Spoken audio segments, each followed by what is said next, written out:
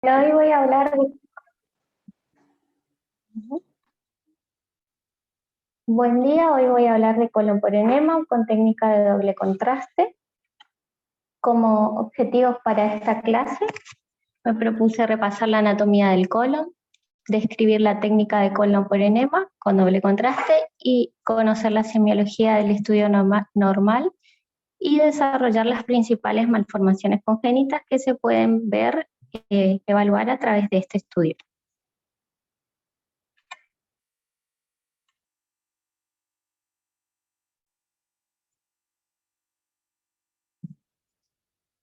Bueno, como repaso anatómico debemos saber que el colon tiene una longitud de aproximadamente 1,5 metros. Las porciones son el ciego,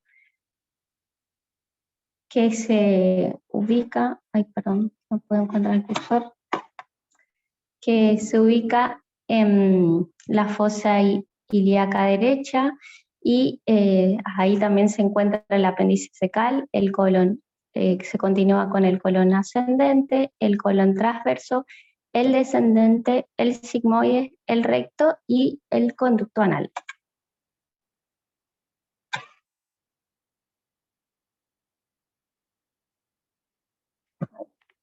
Un ratito que no me está funcionando el mouse.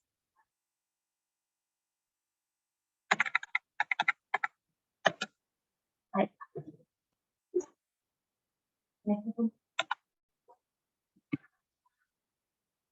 está. Bueno, y el recto, que es una porción particular que va desde la sacra 3 hasta el músculo elevador del ano que constituye el diafragma pélvico. Bueno, consta aproximadamente de 15 centímetros y presenta una configuración externa diferente. Bueno, la configuración externa del colon está formada por las austras y los pliegues semilunares. Las austras son las saculaciones que nosotros vamos a ver y los pliegues semilunares son las depresiones. Y tres tenias que son las cintillas longitudinales que parten desde el ciego y van hacia todo el intestino. Bueno, son tres estas tenias, una anterior, que se puede ver acá, una posteromedial, que si bien no se ve desde esta vista, y una posteroexterna, que es la omental, que se puede ver acá anterior en el colon transverso. Y en el recto, las austras, las tenias y los pliegues seminulares ya no están presentes, sino que existen los pliegues de las mucosas que constituyen las válvulas rectales.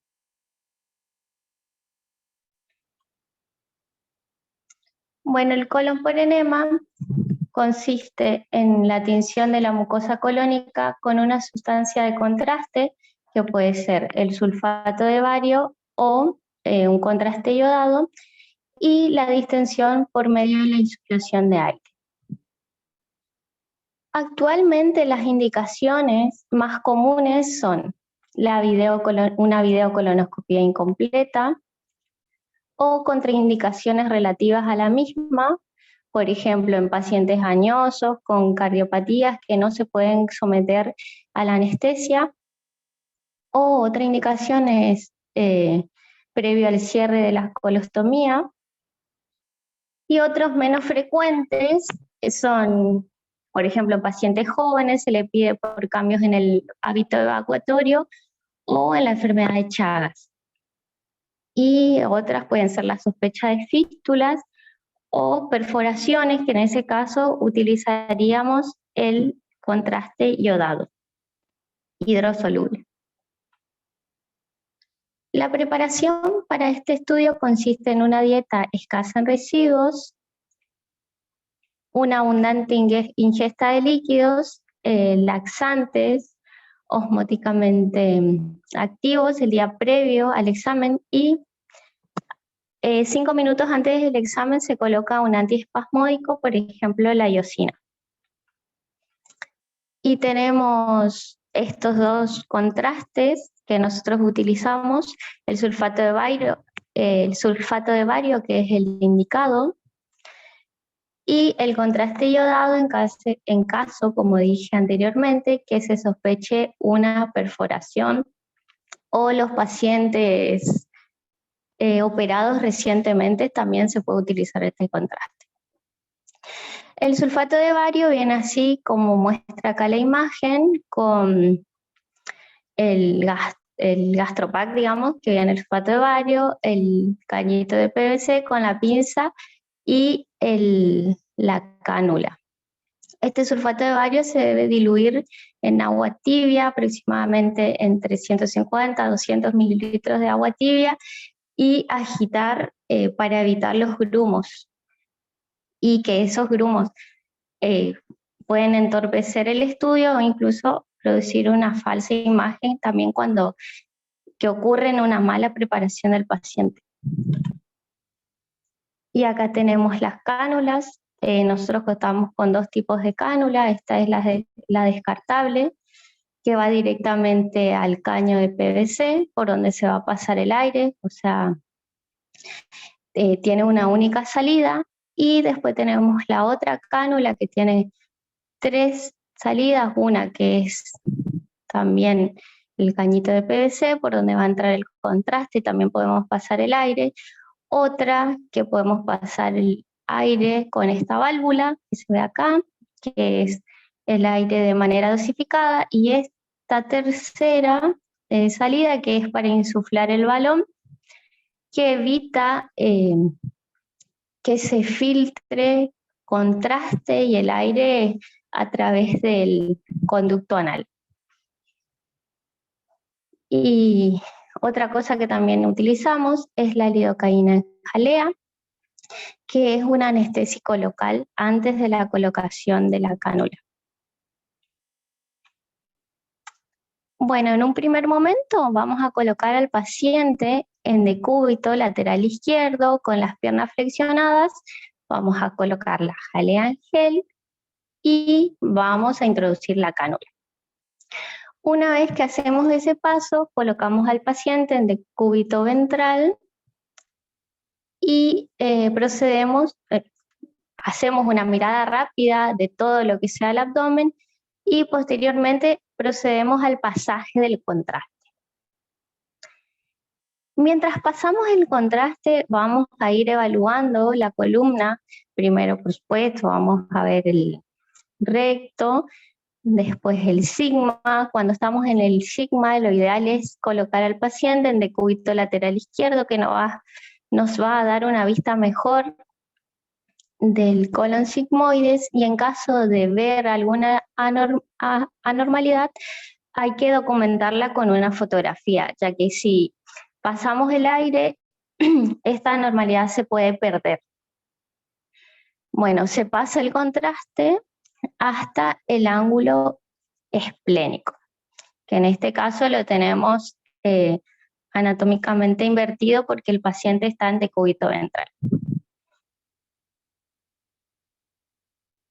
Bueno, después del pasaje de contraste colocamos al paciente en decúbito lateral izquierdo, se puede pasar aire y ahí obtenemos un doble contraste del recto y sigma, y es el momento donde evaluamos estas estructuras.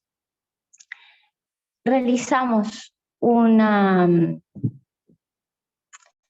radiografía de perfil del recto en decúbito lateral izquierdo siempre. Luego colocamos al paciente en decúbito dorsal, donde obtenemos una radiografía anterior del recto, y si es necesario hacemos una radiografía en oblicuo anterior derecha del recto y colon sigmoides. Una vez evaluado el recto y el colon sigmoides, colocamos al paciente en decúbito lateral derecho para favorecer el pasaje de contraste hasta el ángulo hepático.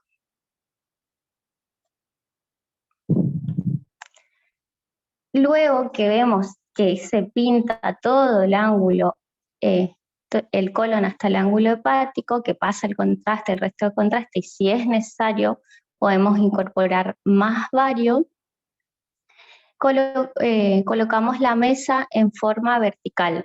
No es necesario pararla completamente, a veces solo en 45 grados para que el bario cubra el ciego. Una vez que tenemos pintado todo el marco colónico, si es necesario, pasamos más aire para mejorar la técnica. Bueno, y ahora comenzamos a evaluar el resto del colon.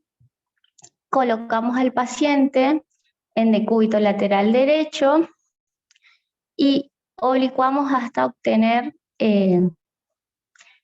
una buena vista del ángulo esplénico, parte del descendente y transverso. O sea, tomamos una radiografía oblicua anterior izquierda. Posteriormente, colocamos al paciente en decúbito lateral izquierdo para evaluar el ángulo hepático y el colon ascendente. Obtenemos una radiografía oblicua anterior derecha. Bueno, y en este caso obtenemos una radiografía de ciego, pero el paciente ya se debe colocar en decúbito dorsal, y si queda contraste en el ciego, se puede colocar al paciente en Trendelenburg.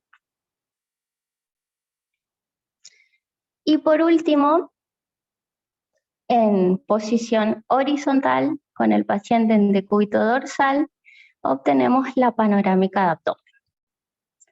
Bueno, en este estudio lo importante es ver que la mucosa colónica sea lisa, que no presente ninguna protrusión, por ejemplo, que eso va a ser en el caso de los pólipos, o una saculación, por ejemplo, en el caso de los divertículos, y que presente las austras y pliegues semilurares, porque una mucosa lisa también nos indica patología, por ejemplo, en la enfermedad de Crohn. Tener en cuenta la longitud del colon, porque una mayor longitud nos indica que estamos frente a un dólico sigma o un dólico colon.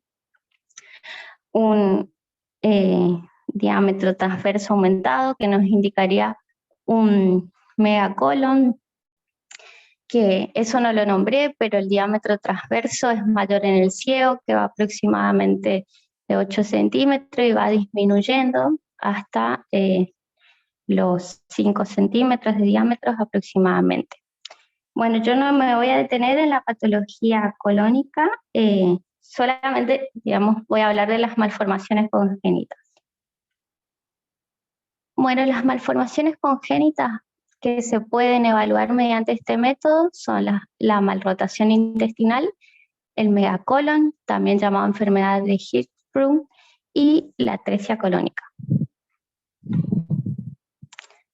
La malrotación intestinal se produce uno cada 6.000 nacidos vivos. Y debemos recordar que en la etapa embrionaria lo que se produce es la rotación antihoraria del intestino. En un primer momento vamos a tener el intestino delgado por encima de la arteria mesentérica inferior y lo que va a ser el intestino grueso por debajo de la mesentérica inferior. A medida que el intestino aumenta en su longitud, va a ir rotando. Como dije, va a rotar de manera antihoraria. En un primer momento rota 90 grados, en donde el intestino delgado se va a colocar a la derecha de la mesentérica superior y lo que va a hacer el colon a la izquierda. Luego se produce la rotación, donde queda 180 grados con el ciego en el hipocondrio derecho. Y la rotación final, que es de 270 grados, que queda el marco colónico por fuera de lo que es el intestino delgado, digamos, por arriba de la mesentérica superior, y el intestino delgado por dentro de la mesentérica superior. Entonces, alguna falla en esta rotación va a producir la malrotación intestinal, que se clasifica en la no rotación, es decir, el intestino no rota, se queda en 0 grados, donde solamente hay aumento en su longitud y el intestino delgado queda a la derecha y superiormente a la mesentérica superior, y el intestino grueso, lo que sea el colon, queda a la izquierda y por debajo de la mesentérica superior. Y la malrotación clásica, que es a 90 grados, el colon queda a la izquierda de la mesentérica superior, pero teniendo el ciego en el hipocondrio derecho. Y una rotación inversa es la rotación antihoraria, que acá se puede ver cómo queda el colon transverso, puede quedar por debajo de la mesentérica superior. Acá hay una imagen esquemática y el estudio de colon por enema, donde se ve una malrotación clásica con todo el intestino grueso a la izquierda. Pasamos al megacolon, que se caracteriza por una aganglionosis en el colon distal y el recto. Afecta aproximadamente a 1 cada 5.000 a 8.000 nacidos vivos, y la condición se presenta típicamente recién nacidos de término con falta en la eliminación del meconio en los primeros días después del nacimiento. En el 75% de los casos se presenta dentro de las 6 semanas, el 95% en los primeros 5 días, y un número reducido, menos del 5%, se va a presentar en la población adulta. Y la clasificación del megacolon consiste en una enfermedad de segmento corto, que es el 80 al 85%, que afecta el recto y el colon sigmoides. Y una ganglionosis de segmento largo, que es aproximadamente el 10 al 15%, que afecta desde el recto hasta el ángulo esplénico, incluso puede afectar parte del transverso, y la ganglionosis total, que solamente ocupa el 5 al 10% de los casos y afecta todo el marco colónico. Acá vemos un estudio en colon por enema, donde, bueno, a la izquierda vamos a tener, vemos que en esta parte el colon no se dilata por esa falta de la inervación parasimpática del colon, y distalmente a la misma se produce una dilatación. Acá a la derecha vamos a ver, se saca todo el aire y se ve mejor la transición entre esta pérdida de distensibilidad que se da por la enfermedad de Hirschsprung y el megacolon distal. Otra de las patologías que se puede ver mediante este estudio es la atresia del colon, que si bien la atresia del colon no es tan frecuente, es más frecuente la atresia del intestino delgado, que se da 1 por cada 300 a 500 recién nacidos vivos. La atresia congénita consiste en la interrupción de la continuidad luminal del tubo intestinal durante el desarrollo. Y acá vemos en el mismo estudio cómo el colon está disminuido de calibre por el desuso y distalmente se encuentra la asa ciega que está dilatada. Acá podemos ver la pieza quirúrgica. Bueno, y eso es todo. Esta es la bibliografía.